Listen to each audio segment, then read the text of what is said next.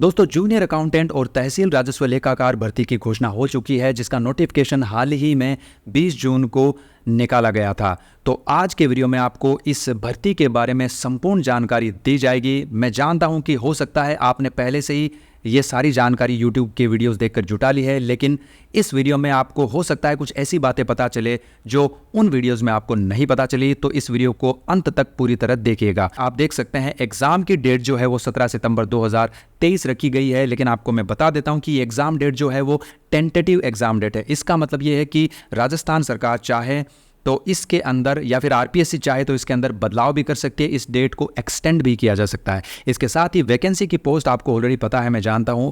ये जो junior accountant है इसके लिए 5190 वैकेंसी पोस्ट रखी गई है और तहसील राजस्व लेखाकार यानी कि TRA जो है उसके लिए 198 पोस्ट रखी गई है। इस वीडियो के अंदर आपको एक बात और बताऊंगा कि ये 15 गुणा का चक्कर क्या है, कितने लोग इस परीक्षा में बैठ पाएंगे।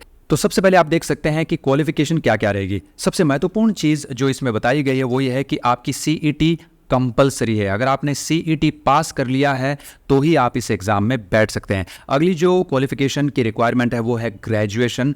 अगर आपने आर्ट्स, कॉमर्स, साइंस किसी में भी ग्रेजुएशन कंप्लीट की हुई है तो आप इस एग्ज़ाम को दे सकते हैं। लेकिन अगर आपने सिर्फ सेकेंड ईयर को कंप्लीट किया है और अब आप फाइनल ईयर में आए हैं तो इसमें एक शर्त के साथ आप इस परीक्षा को दे सकते हैं। वो शर्त यह है कि आप जब ऑनलाइन फॉर्म भरेंगे तो आपको अपने आप को उसमें फाइनल ईयर में अपीयरिंग दिखाना है। इसके साथ ही आपके पास RSCIT कोर्स का डिप्लोमा होना चाहिए और एज क्राइटेरिया तो आपको ऑलरेडी पता है कि 21 से 40 साल तक के जो अभ्यर्थी हैं वो इस परीक्षा में बैठ सकते हैं। इसके साथ ही दोस्तों मैं आपको एक और बात बताना चाहूँगा जल्दी से, वो ये है कि 2140 साल जो एज क्राइटेरिया रखा गया है, इसके साथ ही कुछ जो SC ST कोटा है या तो अन्य जो कोटे हैं उसके अंदर 3 साल और 5 साल का हल्का फुल्का रिलैक्सेशन भी दिया गया है। अगली बात जो है सैलरी के बारे में, आप देख सकते हैं कि पे मैट्रिक्स जो है इस जॉब का लेवल जो है वो है 10। इसके साथ ही ग्रेड पे क्या रहेगा इस जॉब के अंदर, आप देख सकते हैं 3600 ग्रेड पे आपको मिलेगा अगर आप सेलेक्ट हो जाते हैं, आपकी पोस्टिंग आ जाती है। प्रोबेशन जो है वो 2 साल का रहेगा, यानी कि 2 साल तक आपको परमानेंट इस जॉब में नहीं किया जाएगा। 2 साल तक आपकी अराउंड जो सैलरी रहेगी वो है 23,700। ऊपर नीचे थोड़ा बहुत हो सकता है, वो आपकी सैलरी रहेगी। जब आपके 2 साल कंप्लीट हो जाएंगे, इसके साथ ही आफ्टर प्रोबेशन आपकी जो सैलरी रहेगी वो बढ़कर हो जाएगी 33,800। इसके साथ ही आपको डियरेंस अलाउंस 42% दिया जाएगा और जहां भी आप पोस्टेड होंगे, जहां पर आपकी ड्यूटी होगी, तो उस हिसाब से 9 से 18% तक आपको हाउस रेंट अलाउंस दिया जाएगा। इसके अलावा आपको ट्रैवलिंग अलाउंसेस भी दिए जाएंगे इसके अंदर। चलिए अब बात करते हैं आगे। इस एग्ज़ाम के अंदर आपके 2 पेपर रहेंगे, पेपर 1 और पेपर 2। पेपर 1 के अंदर आप देख सकते हैं आपके जो सब्जेक्ट रहेंगे वो सबसे पहले है हिंदी, इसके बाद अंग्रेजी है, इसके बाद सामान्य ज्ञान जो कि राजस्थान के रेफरेंस में आपसे क्वेश्चन पूछे जाएंगे। इसके बाद में जनरल साइंस जो है, गणित है, कंप्यूटर के मूल सिद्धांत है। अब यहाँ पर दोस्तों इन्होंने एक नोट दिया हुआ है कि ये जो गणित और कंप्यूटर के मूल सिद्धांत है, इन विषयों को छोड़कर बाकी जो हिंदी, अंग्रेजी, सामान्य ज्ञान और ये दैनिक विज्ञान बच जाते हैं, ये सभी 12वीं लेवल तक के इस परीक्षा में इनके क्वेश्चन पूछे जाएंगे। इसके अलावा एक चीज़ है, यहाँ पर आपको ये पूरा पेपर 2.5 घंटे में कंप्लीट करना है। 450 मार्क्स का ये टोटल जो फर्स्ट पेपर है वो रहेगा और इसके साथ ही टोटल क्वेश्चंस की जो संख्या रहेगी वो है 150। अब हर एक जो पेपर है हिंदी, अंग्रेजी, सामान्य ज्ञान, इसमें आप देख सकते हैं कि 25 जो क्वेश्चन है वो रहेंगे और हर एक क्वेश्चन 3 मार्क्स का रहेगा। तो उस हिसाब से 25 या 75 हर एक जो सब्जेक्ट है हिंदी, अंग्रेजी, सामान्य ज्ञान, ये सभी सब्जेक्ट जो है वो 75 मार्क्स के रहेंगे। चलिए अब चलते हैं सेकंड पेपर की तरफ। सेकंड पेपर के अंदर आप देख सकते हैं कि जो सब्जेक्ट है बही खाता यानी कि बुक कीपिंग है और इसके अंदर लेखाक्रम भी शामिल है। इसके अलावा व्यवसाय पद्धति है, लेखा परीक्षा है, भारतीय अर्थशास्त्र है। इसके अलावा राजस्थान सेवा नियम खंड 1, उसके अंदर अध्याय दिए गए हैं 2, 3, 10, 11, 13, 14, 15 और 16। और इसको इंग्लिश में भी इन्होंने लिखा हुआ है कि ये Rajasthan civil service joining times rules 1981 है। इसके अलावा यहाँ भी आप देख सकते हैं कि सावी लेनी खंड 1, इसके अंदर अध्याय जो रहेंगे वो 1, 2, 3, 4, 5, 6, 14 और 17 अध्याय रहेंगे। इसके अंदर भी दोस्तों सेम चीज़ है, यहाँ पर आप देख सकते हैं कि टोटल मार्क्स जो रहेंगे हर एक पेपर के अंदर क्वेश्चंस के वो रहेंगे 75, यानी कि हर एक क्वेश्चन 3 मार्क्स का रहेगा। इसके साथ ही टोटल क्वेश्चंस की संख्या जो रहेगी वो रहेगी इसके अंदर 25, और इस पेपर को भी आपको 2.5 घंटे के अंदर अंदर खत्म कर लेना है। इसके अलावा इन्होंने यहाँ पर भी नोट दिया है, 2 नोट दे रखे हैं। पहला नोट मैं बता देता हूँ कि यहाँ पर आप जो देख सकते हैं ये जो अध्याय है 5 और 6, इन दोनों अध्यायों को छोड़कर, यानी कि क्रम संख्या 5 और 6 पर उल्लिखित यहाँ पर मेंशन जो विषय है उनको छोड़कर बाकी के जो ये सब्जेक्ट है, जैसे कि बही खाता, व्यवसाय पद्धति, लेखा परीक्षा, ये सभी जो सब्जेक्ट है इनके अंदर जो क्वेश्चन पूछे जाएंगे इनसे वो सभी क्वेश्चन जो है ग्रेजुएशन लेवल के क्वेश्चन पूछे जाएंगे, सिर्फ इन 2 अध्याय या इन जो मेंशन ये विषय हैं इनको छोड़कर। इसके अलावा यहाँ पर दिया हुआ है कि प्रत्येक प्रश्न पत्र में MCQ टाइप के क्वेश्चन रहेंगे और टोटल क्वेश्चंस की संख्या रहेगी 150, और सभी प्रश्न जो है समान अंक के होंगे, यानी कि हर एक क्वेश्चन 3 मार्क्स का रहेगा। दोस्तों यहाँ पर इन्होंने मूल्यांकन में RPSC ने यहाँ पर ये बताया है कि ऋणात्मक अंकन यानी कि नेगेटिव मार्किंग भी की जाएगी, और हर एक गलत क्वेश्चन जो आप करोगे उसके लिए आपके 1/3 मार्क्स यहाँ पर काटे जाएंगे।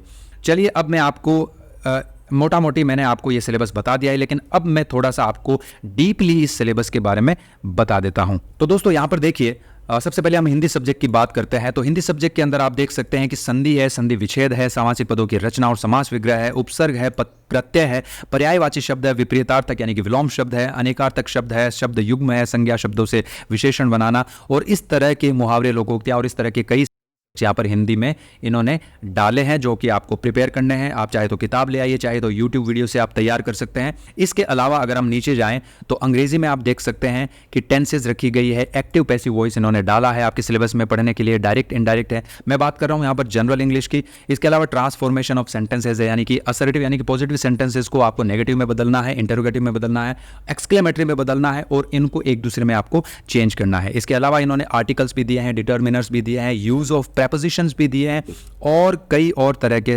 जो टॉपिक्स है इसके अंदर, यानी कि सिनोनिम्स हो गए, एंटोनिम्स हो गए, वन वर्ड सब्स्टिट्यूशन हो गए, कंफ्यूजेबल वर्ड्स हो गए, इस तरह के इन्होंने टॉपिक्स आपके इंग्लिश के रखे हैं। चलिए अब बात करते हैं सामान्य ज्ञान के अंदर कौन कौन से टॉपिक रहेंगे। तो मैं आपको पहले ही बता चुका हूं कि सामान्य ज्ञान है वो राजस्थान के संदर्भ में आपसे पूछा जाएगा। राजस्थान का इतिहास, कला, संस्कृति, साहित्य, परंपरा, विरासत, इनसे रिलेटेड जो क्वेश्चन है, टॉपिक्स है वो आपके इसके अंदर रहेंगे। तो सारे सब्जेक्ट और यानी कि इस सामान्य ज्ञान के अंदर जो टॉपिक्स है वो आप यहाँ पर देख सकते हैं। आप चाहे तो उनको लिख भी सकते हैं, आप चाहे तो स्क्रीनशॉट भी आप मार सकते हैं। इसके अलावा राजस्थान का भूगोल है, आप देख सकते हैं कि इस तरह की जलवायु, प्राकृतिक वनस्पति, वन्य जीव, प्रमुख सिंचाई परियोजना, खान और खनिज संपदा, भौतिक विशेषताएं, ये सब राजस्थान का भूगोल है, इसमें ये आपसे पूछे जाएंगे। राजस्थान की राजनीतिक एवं प्रशासनिक व्यवस्था के अंदर आप देख सकते हैं कि राज्यपाल, मुख्यमंत्री, राज्य विधानसभा, उच्च न्यायालय, राजस्थान लोक सेवा आयोग और इस तरह के टॉपिक इन्होंने रखे गए हैं। इस पूरी PDF का लिंक मैं आपको नीचे डिस्क्रिप्शन बॉक्स में डाल दूंगा, आप चेक करके इस पूरी PDF को आराम से वहाँ पर देख सकते हैं, और सारे सब्जेक्ट जो हैं आप लिख भी सकते हैं, स्क्रीनशॉट भी मार सकते हैं, और जिस भी किताब में यूट्यूब से आप इनको ढूंढ कर पढ़ना चाहते हैं आप पढ़ सकते हैं आसानी से। इसके अलावा राजस्थान की अर्थव्यवस्था, समसामयिक घटनाएं, ये टॉपिक्स और ये जो सब्जेक्ट से आपके रहेंगे। इसके अलावा दैनिक विज्ञान में इस तरह के टॉपिक रखे गए हैं, तो आप इस पूरी PDF को खोलकर पढ़ लेना। गणित में ये टॉपिक है, कंप्यूटर के मूल सिद्धांत में ये टॉपिक है, इंट्रोडक्शन टू कंप्यूटर, विंडोज़, और इस तरह के सारे जो टॉपिक इन्होंने रखे हैं। द्वितीय प्रश्न पत्र में आप देख सकते हैं कि बुक कीपिंग और अकाउंटेंसी जो है इसके अंदर इस तरह के टॉपिक रखे गए हैं। आप चाहे तो वीडियो को एक बार के लिए थोड़ी देर के लिए पॉज करके आप पूरे ये जो टॉपिक्स हैं आप आसानी से पढ़ सकते हैं। आगे बढ़ता हूं, बिजनेस मेथड्स और ऑडिटिंग के अंदर आप इस तरह के टॉपिक देख सकते हैं। इसके अलावा इंडियन इकोनॉमिक्स जो रहेगी इसके अंदर ये टॉपिक रहेंगे, और राजस्थान सर्विस रूल वॉल्यूम 1 इसके ये चैप्टर रहेंगे। तो दोस्तों अब बात करते हैं 15 गुणा का चक्कर क्या है और कुछ अन्य ज़रूरी बातें क्या क्या अभी रह गई है। तो आप देख सकते हैं सबसे पहले तो यहाँ पर जो मेन बात इन्होंने रखी है वो ये है कि इन्होंने गैर अनुसूचित क्षेत्र के लिए भी इन्होंने पोस्ट ये निर्धारित की है कि 4951 और 170 यहाँ पर रहेगी। इसके अलावा अनुसूचित जो क्षेत्र है उसके लिए 289 और 28 पोस्ट यहाँ पर इन्होंने रखी है। अब मैं बात करता हूं 15 गुणा। देखो यहां पर आप देख सकते हैं कि 15 गुणा संबंधित वर्गवार में न्यूनतम कट ऑफ मार्क्स प्राप्त करने वाले अभ्यर्थी इन दोनों भर्ती के लिए शामिल होने के लिए पात्र रहेंगे। इसका मतलब क्या है दोस्तों, मान लो कि CET में लगभग 1,50,000 जो अभ्यर्थी है वो पास हो गए, लेकिन 15 गुना का सीधा सा मतलब ये है कि वो सारे 1.5 लाख इसमें पार्टिसिपेट नहीं कर सकते।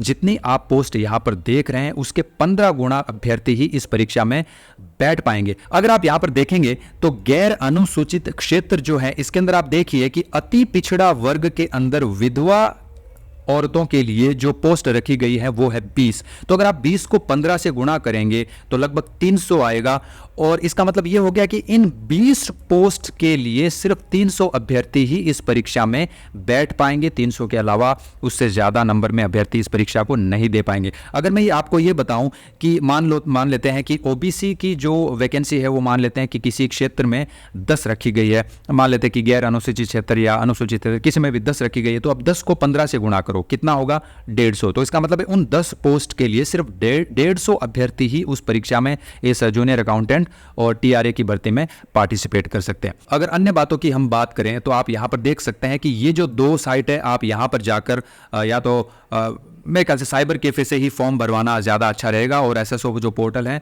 तो फॉर्म भरवाने की तो चिंता की बात नहीं, साइबर कैफे वाले आसानी से भर देंगे। एक चीज़ ध्यान रखनी है, फॉर्म भरते समय आपको प्राथमिकता का ध्यान रखना है कि कौन सी भर्ती को आपको प्राथमिकता देनी है। इसके अलावा अगर पैसे की बात करें तो आप यहाँ पर देख सकते हैं कि 400 रुपये इन्होंने यहाँ पर राजस्थान के नॉन क्रिमिलियर श्रेणी के जो अन्य पिछड़ा वर्ग है उनके लिए 400 रुपये शुल्क रखा है। इसके साथ ही यहाँ पर जो क्रिमिलियर है और जनरल कैटेगरी के जो अभ्यर्थी रहेंगे उनके लिए उन्होंने 600 रुपये फीस रखी इस फॉर्म को भरने की, और जो दिव्यांग जन है, जो हैंडीकेप जो है अभ्यर्थी रहेंगे उनके लिए 400 रुपये यहाँ पर शुल्क दे रहेगा। इसके साथ ही ये सारा जो ब्यौरा है कि किस किस कास्ट कैटेगरी के अंदर कितनी कितनी भर्तियां कौन से क्षेत्र में है, यानी कि गैर अनुसूचित क्षेत्र है और अनुसूचित क्षेत्र है, तो ये आप इस पूरे नोटिफिकेशन को डाउनलोड करके देख सकते हैं आरपीएससी की जो ऑफिशियल साइट है वहाँ पर। तो दोस्तों मेरी तरफ से इतनी ही बातें थी जो मैं आपको बताना चाह रहा था। इस वीडियो में अंत तक बने रहने के लिए बहुत बहुत शुक्रिया। जय हिंद, जय भारत।